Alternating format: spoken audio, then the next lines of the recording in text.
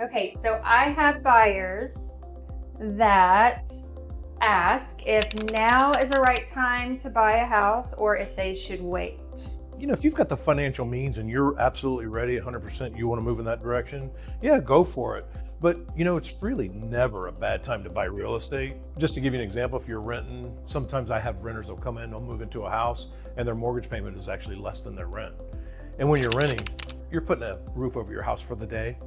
When you're buying a mortgage, you're building an asset.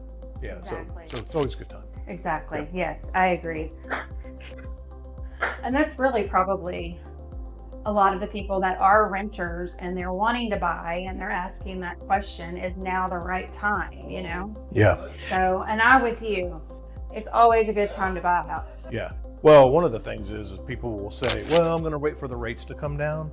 Yes. And, that can be problematic to me because while we're waiting for the rates to come down, prices are going to go up. So, sometimes it's a trade-off.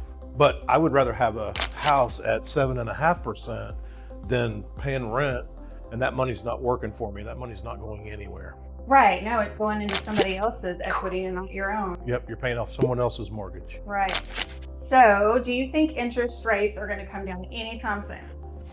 Well, we've already had 2 drops in the last month, 25 basis points each. Word on the street is we're probably gonna have 2 more drops first quarter of next year. But as you know, Jerome Powell at the Fed, his term is up in May. Trump's probably gonna put in somebody a little bit more aggressive. So I think they're gonna continue to move down. Low rates is really gonna stimulate things. That's what's gonna heat up the economy. But I do feel like whenever the feds drop rates, people have a misconception about mortgage rates, Yes. right? Yes. Thinking that, oh, they dropped a quarter, so now interest rates are going to drop that much. And how does that work? Well, it's funny because when rates drop, the phone calls pick up. Hey, they dropped the interest rates. I want to refinance my house, or I want to go ahead and buy a house.